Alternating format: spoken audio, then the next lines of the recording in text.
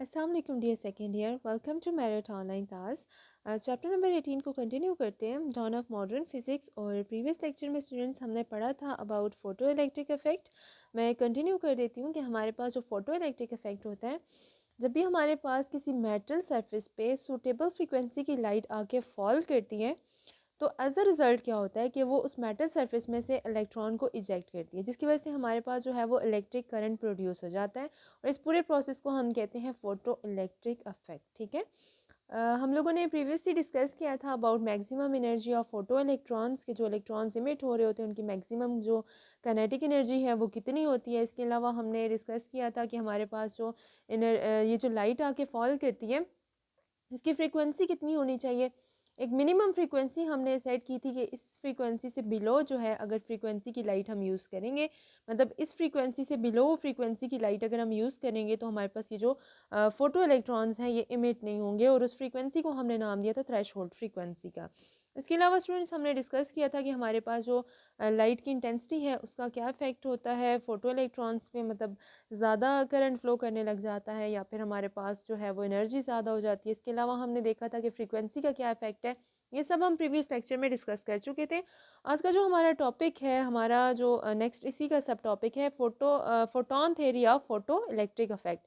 कि हमारे पास ये जो फोटो इलेक्ट्रिक इफेक्ट है, इसकी फोटोन थेरी को हम यहाँ पे डिस्कस करेंगे। तो स्टूडेंट 1905 में जो एल्बर्ट आइंस्टाइन था, उसने इस फोटो इलेक्ट्रिक इफेक्ट को एक्सप्लेन किया था on the basis of quantum theory. और हम कहते हैं कि अकॉर्डिंग टू दिस थ्योरी हमारे पास जो रेडिएशंस होती हैं इमिटेड फ्रॉम अ सोर्स, ठीक है, और एब्जॉर्ब्ड, हमारे पास वो कंटिन्यूस फॉर्म में नहीं होती बल्कि डिसकंटिन्यूसली जो है वो इमिट हो रही होती हैं in the form of packets और बंडल। और इन पैकेट्स को हमने नाम दिया था फोटॉन्स का। ठीक है, ये बात हम प्रीवियस लेक्चर में डिस्कस कर चुके हैं कि हमारे पास रेडिएशन जो इमिट हो रही होती हैं वो कंटिन्यूस वे में नहीं हो रही होती, बल्कि वो हमारे पास क्या होते हैं जो है वो डिस्क्रीट मैनर में हो रही होती हैं। हमारे पास जो है वो पैकेट्स होते हैं एनर्जी के, और हमने हर पैकेट को जो है वो क्वांटा या फिर फोटॉन का नाम दिया था। तो यहाँ पे हम फोटो इलेक्ट्रिक इफेक्ट को भी हम जो है वो इसी थ्योरी के अंडर जो है वो यहाँ पे एक्सप्लेन करेंगे। तो अकॉर्डिंग टू आइंस्टाइन, उसने ये बोला था कि हमारे पास ये जो एनर्जी है, हमारे पास वो डायरेक्टली प्रोपोर्शनल है फ्रीक्वेंसी के। ठीक है, ये इक्वेशन हम पहले कर चुके हैं, that energy is directly proportional to frequency.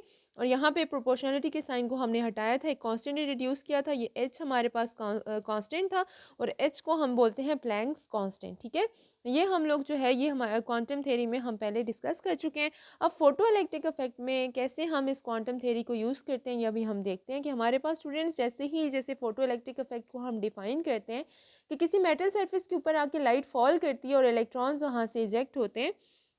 तो देखिए स्टूडेंट्स, लाइट आके फॉल करती है तो इट्स मीन जो बीम ऑफ लाइट है वो हमारे पास, ज़ाहिर सी बात है, रेडिएशन है हमारे पास, बीम ऑफ लाइट है, वो कंसिस्ट करती है एनर्जी पैकेट्स पे। ठीक है, उसके उसमें क्या होता है, हमारे पास स्मॉल एनर्जी पैकेट्स होते हैं और जिनको हम फोटॉन्स बोलते हैं। ठीक है, जो लाइट आके फॉल करती है वो फोटॉन्स पे कंसिस्ट करती है, और हर एक फोटॉन की जो एनर्जी होती है, यहाँ पे हमने कैलकुलेट की थी कि हमारे पास ये जो एनर्जी पैकेट्स होते हैं, इनकी जो एनर्जी होती है वो हमारे पास HF होती है। ठीक है, तो हमारे पास ये जो फोटॉन्स आके फॉल करेंगे किसी भी मेटल सरफेस के ऊपर, तो उनकी जो फ्रीक्वेंसी होती है, सॉरी, वो उनकी जो एनर्जी होती है वो हमारे पास HF होती है। अब क्या होता है कि जब भी वो किसी मेटल सरफेस के ऊपर स्टूडेंट्स फॉल करेंगे, तो उस मेटल सरफेस में मौजूद जो इलेक्ट्रॉन होंगे वो क्या करेंगे, उन फोटॉन्स को एब्जॉर्ब करेंगे, उस एनर्जी को वो क्या करेंगे, एब्जॉर्ब करेंगे। लेट्स से हम कहते हैं कि हमारे पास यहाँ पे कोई भी एक मेटल सरफेस है। ठीक है, इस मेटल सरफेस में स्टूडेंट्स हमारे पास यहाँ पे इलेक्ट्रॉन्स मौजूद है, तो जैसे ही रेडिएशन आके फॉल करेगी तो यहाँ पे मौजूद जो इलेक्ट्रॉन्स होंगे वो क्या करेंगे, इस रेडिएशन में जो मौजूद एनर्जी है, ज़ाहिर सी बात है जो फोटॉन्स हैं वो एनर्जी पैकेट्स हैं, तो ज़ाहिर सी बात है इस एनर्जी को ये यहाँ पे जो इलेक्ट्रॉन्स हैं वो क्या करेंगे, एब्जॉर्ब कर लेंगे। अब इलेक्ट्रॉन्स को स्टूडेंट्स कुछ एनर्जी चाहिए अपने जो इस मेटल सरफेस से इस्केप करने के लिए, उनको जो है वो कुछ एनर्जी चाहिए। जो एनर्जी उनको रिक्वायर होगी इस मेटल सरफेस से बाहर आने के लिए, ज़ाहिर सी बात है अब इलेक्ट्रॉन को जब एनर्जी मिलेगी, जितनी उनकी एनर्जी है, जब उनको उससे ज़्यादा एनर्जी मिल जाएगी, अब वो एटम में रहने वाले तो नहीं है, वो तो एटम की सरफेस से बाहर आ जाएंगे। ठीक है, वो अपने शेल को छोड़ देंगे और वो सरफेस से बाहर आ जाएंगे। ठीक है, तो जब इलेक्ट्रॉन्स को एक्स्ट्रा एनर्जी मिल जाती है, ज़्यादा एनर्जी मिल जाती है, तो वो क्या करते हैं कि अपने शेल को छोड़ के क्या करते हैं, बाहर आ जाते हैं। ठीक है, तो एज अ रिज़ल्ट क्या होगा कि हमारे पास जैसे ही फोटोन आके इस पे फॉल करेंगे, जो हमारे पास रेडिएशंस आके इस सरफेस पे फॉल करेंगी, तो इलेक्ट्रॉन्स इस सरफेस में मौजूद जो इलेक्ट्रॉन है वो एनर्जी को एब्जॉर्ब करेंगे। कुछ एनर्जी उन्हें चाहिए होगी, ठीक है। वो एनर्जी जो उन्हें चाहिए होती है मेटल की सरफेस से बाहर आने के लिए, उसको हम कहते हैं, वो उनका क्या है, वर्क फंक्शन है, ठीक है। वो एनर्जी जो किसी इलेक्ट्रॉन को रिक्वायर होती है मेटल सरफेस से बाहर आने के लिए, वो हमारे पास क्या होती है, वर्क फंक्शन होती है। तो ये वर्क फंक्शन को बहुत ये इंपॉर्टेंट है, ठीक है। वर्क फंक्शन को हम किस तरह से डिफाइन करते हैं, the electrons need minimum amount of energy to escape from metal surface is called work function. हमारे पास जो इलेक्ट्रॉन्स होते हैं किसी भी मेटल सरफेस में, उनको मिनिमम अमाउंट ऑफ एनर्जी चाहिए होती है इस मेटल सरफेस से बाहर आने के लिए, और ये जो मिनिमम अमाउंट ऑफ एनर्जी है जो किसी इलेक्ट्रॉन को चाहिए होती है मेटल सरफेस से बाहर आने के लिए, वो हमारे पास क्या होती है, वर्क फंक्शन होती है। और वर्क फंक्शन को हम किससे डिनोट करते हैं, फाई से डिनोट करते हैं, ठीक है। ये जो फाई आपको नज़र आ रहा है, ये हमारे पास वर्क फंक्शन है। और वर्क फंक्शन में वंस अगेन रिपीट करती हूँ, आपके पास क्या होता है, वो एनर्जी जो किसी इलेक्ट्रॉन को रिक्वायर होती है मेटल सरफेस से बाहर आने के लिए, वो हमारे पास क्या होती है, वो वर्क फंक्शन होता है, ठीक है। जैसे अभी हम बात कर रहे थे कि रेडिएशंस आके मेटल सरफेस पे फॉल करेंगी, और क्या होगा कि जैसे ही वो फॉल करेंगी इलेक्ट्रॉन्स एनर्जी को एब्जॉर्ब करेंगे, और क्या करेंगे, जब एब्जॉर्ब कर लेंगे तो क्या होगा कि वो उस मेटल सरफेस को छोड़ के मेटल के सरफेस से बाहर आ जाएंगे, ठीक है। और वो एनर्जी हमारे पास क्या होगी, जो किसी इलेक्ट्रॉन को रिक्वायर होती है, वो वर्क फंक्शन होता है। अब हमारे पास क्या हो कि ये जो रेडिएशंस हैं, अगर इनकी जो एनर्जी है वो वर्क फंक्शन से ज़्यादा हो, ठीक है। ये जो रेडिएशंस आ रही हैं, मतलब ये जो फोटोन की एक हमारे पास बीम ऑफ फोटोन आ रही है, ज़ाहिर सी बात है ये रेडिएशंस है, और हमने कहा था रेडिएशंस किस पे कंसिस्ट करती हैं, फोटॉन्स पे कंसिस्ट करती हैं। तो ये जो फोटॉन्स हमारे पास आ रहे हैं, अगर इनकी एनर्जी जो है वो वर्क फंक्शन से ज़्यादा हो, ठीक है, हमारे पास जो एनर्जी होगी वो वर्क फंक्शन से ज़्यादा हो, तो फिर क्या होगा, देखिए हमारे पास अब रेडिएशंस आके मेटल सरफेस पे आके फॉल करेंगी। तो कुछ एनर्जी इलेक्ट्रॉन को, जो एनर्जी इलेक्ट्रॉन को चाहिए होगी मेटल सरफेस से बाहर आने के लिए, वो वहाँ कंज्यूम हो जाएगी, और जो रिमेनिंग एनर्जी होगी हमारे पास, जो एनर्जी बच जाएगी, देखिए आके रेडिएशंस फॉल करेंगी मेटल सरफेस के ऊपर, यहाँ पे रेडिएशंस आके फॉल करेंगी, इलेक्ट्रॉन्स एनर्जी को एब्जॉर्ब करेंगे, ठीक है। इलेक्ट्रॉन्स ने एनर्जी को एब्जॉर्ब किया, और कुछ अमाउंट ऑफ एनर्जी जो इलेक्ट्रॉन को चाहिए इस मेटल सरफेस से बाहर आने के लिए, जो कि इस इलेक्ट्रॉन का वर्क फंक्शन है, ठीक है, तो वो तो कंज्यूम हो गई, ठीक है, इलेक्ट्रॉन को बाहर लाने के लिए। और जो रिमेनिंग, क्योंकि अभी हम कह रहे हैं कि हमारी ये जो एनर्जी है फोटोन की, वो वर्क फंक्शन से ज़्यादा है, ठीक है, मतलब हमारी जो एनर्जी है वो वर्क फंक्शन से ज़्यादा है, मतलब इलेक्ट्रॉन्स इमिट हो भी जाएंगे, फिर भी हमारे पास कुछ पार्ट ऑफ एनर्जी जो है वो बच जाएगा। तो वो जो पार्ट ऑफ एनर्जी हमारे पास बचेगा, वो अपीयर होगा in the form of kinetic energy of electron. देखिए हमारे पास क्या होगा कि अगर हमारा जो एनर्जी ऑफ फोटोन जो है वो ज़्यादा हो वर्क फंक्शन से, तो फिर क्या होगा कि जो एनर्जी आके फॉल करेगी किसी मेटल सरफेस के ऊपर, तो वो क्या करेगी, मेटल सरफेस पे जैसे आके फॉल करेगी, तो वहाँ से वो इलेक्ट्रॉन्स को इजेक्ट करेगी, और वो एनर्जी जो इलेक्ट्रॉन्स को मेटल सरफेस से इजेक्ट करने के लिए रिक्वायर होती है, वो हमारे पास क्या होता है, वर्क फंक्शन होता है। लेकिन अभी हमारी जो एनर्जी है वो वर्क फंक्शन से ज़्यादा है, मतलब अभी भी हमारे पास एनर्जी मौजूद है, तो बाकी की जो एनर्जी होगी वो अपीयर होगी in the form of kinetic energy of electron. ज़ाहिर सी बात है, इलेक्ट्रॉन जो है वो मूव करके बाहर जाएंगे, तो जो भी चीज़ मोशन में होती है वो काइनेटिक एनर्जी पोजेस करती है, तो कुछ ना कुछ काइनेटिक एनर्जी ऑफ इलेक्ट्रॉन हमारे पास होगी। तो हमारे पास वो जो एनर्जी होगी फोटॉन्स की, वो कुछ वर्क फंक्शन में यहाँ पे कंज्यूम हो जाएगी, मतलब इलेक्ट्रॉन को इमिट करने के लिए, और बाकी का जो उसका पार्ट है वो अपीयर होगा in the form of kinetic energy of electron. देखिए मैंने यहाँ पे लिखा, फाई किसके लिए यूज़ होगा, bringing the electron out of the metal surface. आपके पास जब फोटोन की एनर्जी ज़्यादा होगी, यहाँ पे मतलब जो लाइट आप फॉल करवा रहे हो वो आपके पास ज़्यादा एनर्जेटिक लाइट है, मतलब उसकी जो फ्रीक्वेंसी है वो आपके पास ज़्यादा है, ठीक है। एनर्जी किस पे डिपेंड करती है, फ्रीक्वेंसी पे डिपेंड करती है। कल भी हमने इस बात को डिस्कस किया था कि जब हम फ्रीक्वेंसी किसी लाइट की इंक्रीज़ करते हैं तो हमारे पास क्या होता है, उसमें जो फोटो इलेक्ट्रॉन्स होते हैं उनकी एनर्जी ज़्यादा हो जाती है। ये प्रीवियस लेक्चर में हम डिस्कस कर चुके थे। तो अगर हम ज़्यादा फ्रीक्वेंसी की लाइट यूज़ करते हैं, मतलब हमारे पास अब जो लाइट है वो ज़्यादा एनर्जेटिक है, तो हमारे पास क्या होगा कि यहाँ पर ये जो हमारी जो कुछ हमारी जो एनर्जी है वो कंज्यूम हो जाएगा, उसका कुछ पार्ट जो है वो bringing the electron out of the metal surface से इलेक्ट्रॉन को बाहर निकालने के लिए, बाकी का जो रिमेनिंग पार्ट होगा, remaining energy appears at the kinetic energy of electron, ठीक है।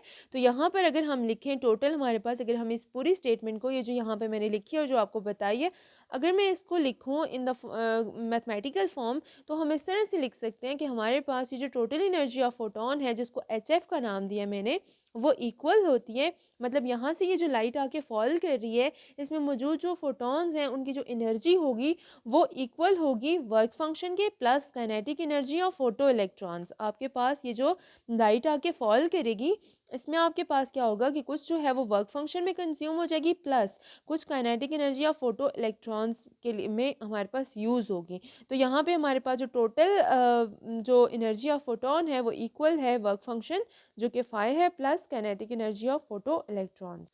अगर हम इस इक्वेशन को इस तरह से भी लिखें तो हम यहाँ से इस तरह से लिख सकते हैं दैट एच एफ माइनस इस फाई को दूसरी तरफ ले आए minus phi equals to half m v square. Kinetic energy को हम इस तरह से लिख सकते हैं 1/2 एम वी स्क्वायर। तो हमारे पास ये जो काइनेटिक एनर्जी ऑफ फोटोन होगी फोटो इलेक्ट्रॉन होगी वो इक्वल होगी H f minus energy of photon minus work function के। ठीक है, और इस इक्वेशन को ये जो आपको इक्वेशन नज़र आ रही है यहाँ पे h f minus five equals to 1/2 m v square m, तो ये आपके पास जो होगी इसको हम बोलते हैं ये हमारे पास आइंस्टाइन फोटो इलेक्ट्रिक इक्वेशन है। ठीक है, ये आपके पास आइंस्टाइन फोटो इलेक्ट्रिक इक्वेशन है। ठीक है, अब स्टूडेंट्स ये उस केस में ये इक्वेशन जो है वो उस केस में होगी जब आपके पास जो फोटोन की जो एनर्जी है वो ग्रेटर देन वर्क फंक्शन होगा।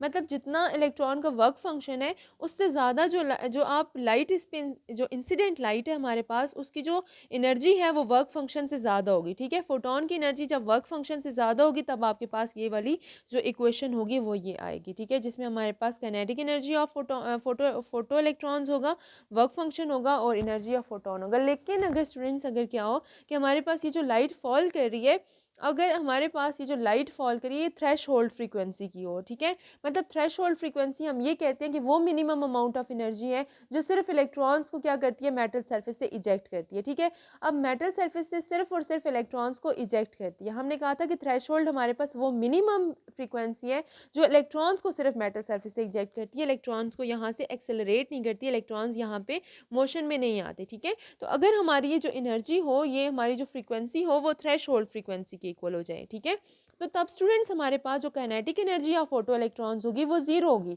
क्यों जीरो होगी? क्योंकि हमारे पास ये जो लाइट आके इस पे फॉल कर रही है इस सरफेस के ऊपर वो हमारे पास उसकी फ्रीक्वेंसी सिर्फ इतनी है कि वो यहाँ से इलेक्ट्रॉन्स को सिर्फ इजेक्ट कर सकती है। ठीक है, सिर्फ इलेक्ट्रॉन्स को मेटल सरफेस से बाहर निकाल सकती है और उसके पास एनर्जी नहीं है कि वो इलेक्ट्रॉन्स को जो है वो एक्सेलरेट करवा सके, मूव करवा सके। ठीक है, तो इलेक्ट्रॉन्स की जो मोशन होगी जब वो जीरो होगी तो काइनेटिक एनर्जी ऑटोमेटिकली हमारे पास क्या हो जाएगी? जीरो हो जाएगी। तो इस केस में हमारे पास जब थ्रेश होल्ड फ्रीक्वेंसी स्टूडेंट हमारे पास जो है वो threshold frequency h F not मैंने यूज़ किया। एच एफ नॉट हमारे पास यहाँ पे क्या है? F not threshold frequency है -5 और काइनेटिक एनर्जी ऑफ फोटोन हमारे पास क्या हो जाएगी? जीरो हो जाएगी, क्योंकि हमारे पास अभी थ्रेश होल्ड फ्रीक्वेंसी और थ्रेश होल्ड फ्रीक्वेंसी सिर्फ वो फ्रीक्वेंसी होती है जो किसी मेटल सरफेस से इलेक्ट्रॉन्स को इजेक्ट करती है। तो यहाँ से अगर हम क्या करें कि h F not equals to 5 को दूसरी तरफ ले जाएं तो ये 5 हो जाएगा। ठीक है, तो यहाँ पर देखें हमारे पास ये इक्वेशन आ गई है। अब स्टूडेंट्स हम क्या करते हैं कि ये जो हमारे पास फाई की वैल्यू आई है देखें ये उस केस में है जब हमारे पास क्या होगा कि हमारे पास हमारी जो फ्रीक्वेंसी है वो थ्रेश होल्ड फ्रीक्वेंसी के इक्वल होगी, और ये तब होगा जब हमारी जो फ्रीक्वेंसी होगी वो इतनी ज़्यादा होगी, हमारी एनर्जी इतनी ज़्यादा होगी कि वो वर्क फंक्शन से ज़्यादा हो जाएगी। तो इस यहाँ पे हमारे पास ये जो इक्वेशन आई है मतलब यहाँ पे ये फाई की वैल्यू जो आई है एच एफ नॉट, इस फाई की वैल्यू को अगर हम इस इक्वेशन में पुट कर लें तो हमारे पास ये इक्वेशन कुछ इस तरह बन जाएगी एच एफ माइनस, और अब आप क्या लगाएं यहाँ पे फाइव की जगह आप क्या लगाएं? एच एफ नॉट लगा दें। ठीक है, और इक्वल्स टू आप यहाँ पे हाफ एम वी स्केयर भी लगा सकते हैं, हाफ एम वी स्केयर की जगह काइनेटिक एनर्जी भी लगा सकते हैं। तो आपके पास ये इक्वेशन जो है वो आ जाती है, ये आपकी बुक में यहाँ पर लिखी हुई है। देखें मैं अगेन रिपीट करती हूँ, हमारे पास देखें जब हमारे पास फ्रीक्वेंसी जो है जब आपके पास एनर्जी जो है फोटोन की ग्रेटर देन वर्क फंक्शन होगी तो तब हमारे पास क्या होगा कि जो एनर्जी ऑफ फोटोन है वो हमारे पास इक्वल होगा work function plus kinetic energy of electron.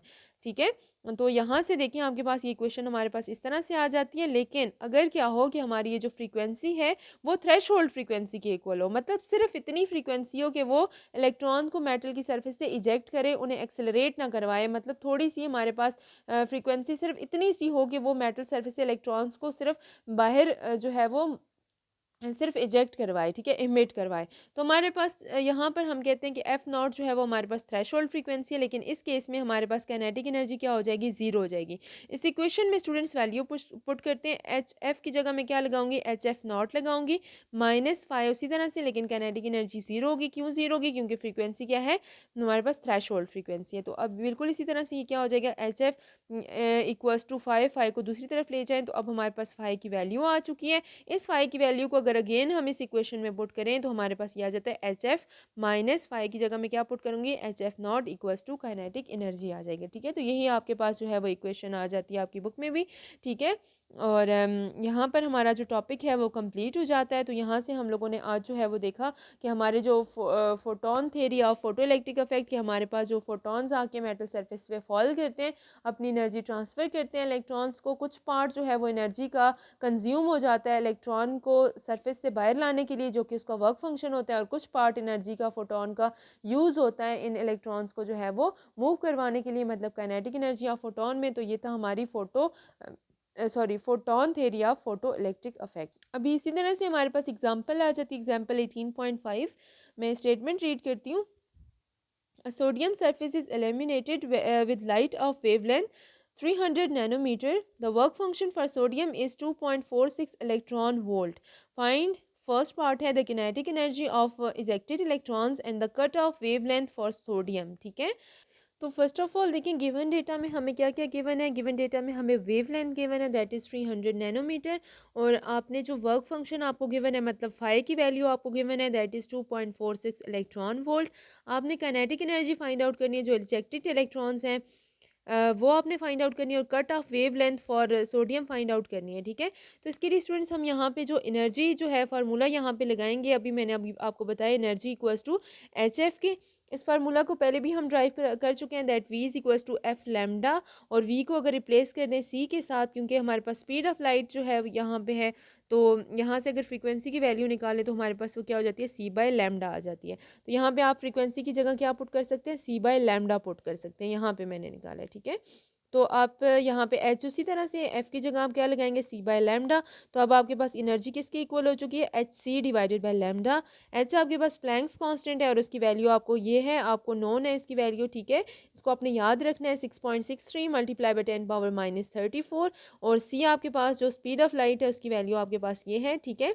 Lambda उसने आपको दिया हुआ है 300 नैनोमीटर, नैनो की जगह आप क्या लगाएं, उसकी वैल्यू लगा दें, ये प्रीफिक्स है जिसकी वैल्यू हमारे पास होती है 10⁻⁻9। इन सारी वैल्यूज़ को अगर आप कैलकुलेट करें स्टूडेंट, आपके पास ये जो है एनर्जी की वैल्यू आ जाती है, ठीक है। अब ये जो एनर्जी की वैल्यू है ये हमारे पास जो है वो जॉल में गिवन है, ठीक है। ये एनर्जी की वैल्यू जॉल्स में गिवन है, ठीक है। लेकिन हमने इसको कन्वर्ट करना है इलेक्ट्रॉन वोल्ट में, क्योंकि इलेक्ट्रॉन वोल्ट भी हमारे पास एनर्जी की एक यूनिट है। क्योंकि हमारे पास यहाँ पे देखें जो वर्क फंक्शन गिवन है वो हमें इलेक्ट्रॉन वोल्ट में गिवन है, तो इसलिए ज़रूरी है कि हमारे पास की जो एनर्जी होगी, फोटोन की जो एनर्जी होगी, हमारे पास किस में होनी चाहिए, ये भी इलेक्ट्रॉन वोल्ट में होनी चाहिए। तो स्टूडेंट जब भी हम एनर्जी को इलेक्ट्रॉन वोल्ट में कन्वर्ट करते हैं तो हम उसे क्या करते हैं, चार्ज ऑफ इलेक्ट्रॉन पे डिवाइड कर देते हैं, दैट इज़ 1.6 मल्टीप्लाई बाई 10⁻⁻19, ठीक है। और यहाँ पे आप क्या करें कि इस वैल्यू को, ये जो वैल्यू है इसको आप क्या करें, चार्ज ऑफ इलेक्ट्रॉन पे डिवाइड कर दें, तो ये जो वैल्यू है आपके पास किस में आ जाएगी, जॉल से किस में कन्वर्ट हो जाएगी, इलेक्ट्रॉन वोल्ट में कन्वर्ट हो जाएगी। आपने सिंपली क्या करना है, जॉल को इलेक्ट्रॉन वोल्ट में कन्वर्ट करने के लिए आपने क्या करना है, चार्ज ऑफ इलेक्ट्रॉन जो होता है 1.6 मल्टीप्लाई बाई 10⁻⁻19, उस पर आपने क्या करना है, इस वैल्यू को डिवाइड कर देना है, और आपके पास ये जो वैल्यू है इलेक्ट्रॉन वोल्ट में आ जाएगी। अब आपने क्या करना है कि आपके पास देखें अब एनर्जी आ गई आपके पास, ठीक है। जो एनर्जी थी फोटोन की हमारे पास, मतलब एच एफ की जो वैल्यू थी वो आपके पास आ चुकी है। अब हमने एक इक्वेशन अभी की है हमारे पास, अभी जो इक्वेशन हमने की है, that kinetic energy is equals to h f -5, ठीक है। अभी हमने की है यहाँ पर, मैं अभी आपको दिखा देती हूँ, ये हमने किया है that kinetic energy is equals to h f -5। तो हमने फाइंड आउट क्या करना था, हमने काइनेटिक एनर्जी फाइंड आउट करना है। तो यहाँ पे सिंपली आप क्या करें, एच एफ की वैल्यू लगा दें, जो कि आपके पास क्या है, 4.14 इलेक्ट्रॉन वोल्ट, -5 की जगह आप क्या लगाएंगे, आपके पास क्या है जी, 2.46 इलेक्ट्रॉन वोल्ट है। दोनों को अगर आप माइनस करें तो आपके पास काइनेटिक एनर्जी इलेक्ट्रॉन वोल्ट में आ जाती है। अब फिर से क्या करना है कि आपने इसको फ़ाई की वैल्यू को आपने कन्वर्ट करना है जाउल में। देखिए आपने सबसे पहले क्या किया, आपने ये जो इसकी काइनेटिक एनर्जी फाइंड आउट की, और काइनेटिक एनर्जी के लिए हमारे पास ये जो गिवन था, ये वर्क फंक्शन गिवन था, वो इलेक्ट्रॉन वोल्ट में गिवन था, जिसके लिए आपने ये जो एनर्जी आपके पास है इसको आपने इलेक्ट्रॉन वोल्ट में कन्वर्ट किया। देन आपने क्या किया, काइनेटिक एनर्जी का फार्मूला लगा के आपने ये वैल्यू कैलकुलेट कर ली। लेकिन अब आपने क्या करना है, अब आपने वेवलेंथ फाइंड आउट करनी है। तो वेवलेंथ का स्टूडेंट हमारे पास फार्मूला है, देखें यही इसी नेक्स्ट फार्मूले से ही हमने ड्राइव किया, that lambda equals to h c divided by phi. ठीक है, ये फार्मूला है आपके पास, तो आपने फाई की यहाँ पे वैल्यू लगानी है, लेकिन एच और सी आपके पास, देखें एच जो है वो आपके पास प्लैंक्स कांस्टेंट वो जाउल में है, तो इसके लिए ज़रूरी है कि आपने जो फाई लेना है वो भी आपने किस में लेना है, जाउल में लेना है। लेकिन गिवन स्टेटमेंट में देखें हमारे पास ये जो फाई है वो इलेक्ट्रॉन वोल्ट में। तो सबसे पहले आपने क्या करना है, इस फाई को आपने इलेक्ट्रॉन वोल्ट से कन्वर्ट करना है जाउल में। तो आपने क्या करना है, देखें अभी हमने क्या किया, जूल से इलेक्ट्रॉन वोल्ट में गए तो हमने चार्ज ऑफ इलेक्ट्रॉन पे डिवाइड किया। लेकिन अब क्या करना है, अब हमने इलेक्ट्रॉन वोल्ट से किस में कन्वर्ट करना है, जूल से, तो फिर मल्टीप्लाई करेंगे। तो सिंपली आपने चार्ज ऑफ इलेक्ट्रॉन से इसको मल्टीप्लाई कर देना है, आपके पास वैल्यू आ जाएगी। ठीक है, ये वैल्यू आपके पास आ गई फाई की। देन आपने स्टूडेंट्स क्या करना है कि आपने इस इक्वेशन में वैल्यू पुट करनी है, एच की जगह उसकी प्लैंक्स कांस्टेंट की वैल्यू, सी की जगह स्पीड ऑफ लाइट की वैल्यू, फाई की जगह वो वैल्यू जो अभी आपने जूल्स में कैलकुलेट किया, और आपके पास जो है रिजल्ट आ जाएगा विच इज़ 5.05 नैनोमीटर्स। आपने इसको क्या किया, राउंड ऑफ कर दिया। ठीक है, यहाँ से राउंड ऑफ कर दें, साइंटिफिक नोटेशन में लिख लें तो आपके पास 10⁻⁹ आ जाएगा। प्रीफिक्स की फॉर्म में लिखें तो 505 नैनोमीटर आ जाता है। ठीक है, तो आपने देखें यहाँ पे कंफ्यूज नहीं होना कि पहले इलेक्ट्रॉन वोल्ट में क्यों कन्वर्ट किया, क्योंकि इसलिए हमने यहाँ पे एनर्जी के लिए इसको इलेक्ट्रॉन वोल्ट में कन्वर्ट किया था, क्योंकि इस केस में हमारे पास जो फाई था वो इलेक्ट्रॉन वोल्ट में गिवन था, तो इसलिए इस एनर्जी को हमने इलेक्ट्रॉन वोल्ट में कन्वर्ट किया था। लेकिन अब अगर हमें क्या करना है, हमें वेवलेंथ फाइंड आउट करनी है, तो वेवलेंथ का फार्मूला स्टूडेंट्स हमारे पास ये है। और यहाँ पर देखें ये जो एच हमें प्लैंक्स कांस्टेंट गिवन है ना, ये हमें जॉल्स में गिवन है, तो ज़रूरी है कि बाकी भी जो एनर्जी हो वो जॉल में ही हो। तो इसलिए हमने फाई को पहले किस में कन्वर्ट किया है, जॉल्स में कन्वर्ट किया, जिसके लिए हमने उसको इलेक्ट्रॉन के चार्ज के साथ मल्टीप्लाई किया है। ठीक है, इलेक्ट्रॉन वोल्ट से जॉल में जाने के लिए, देखें इलेक्ट्रॉन वोल्ट से जॉल में जाने के लिए चार्ज ऑफ इलेक्ट्रॉन से मल्टीप्लाई करेंगे। और अगर हमने क्या करना है कि हमने जॉल से इलेक्ट्रॉन वोल्ट में जाना है, ठीक है, जॉल से इलेक्ट्रॉन वोल्ट में जाना है ना, तो फिर हम क्या करेंगे, हम डिवाइड करेंगे। लेकिन इलेक्ट्रॉन वोल्ट से जॉल में जाना है तो फिर मल्टीप्लाई करेंगे। ठीक है, तो यहाँ से आपके पास ये आपकी होम असाइनमेंट है, इसकी जितनी भी कैलकुलेशन है ये आपने खुद घर में करनी है। ठीक है, ये आपकी होम असाइनमेंट है।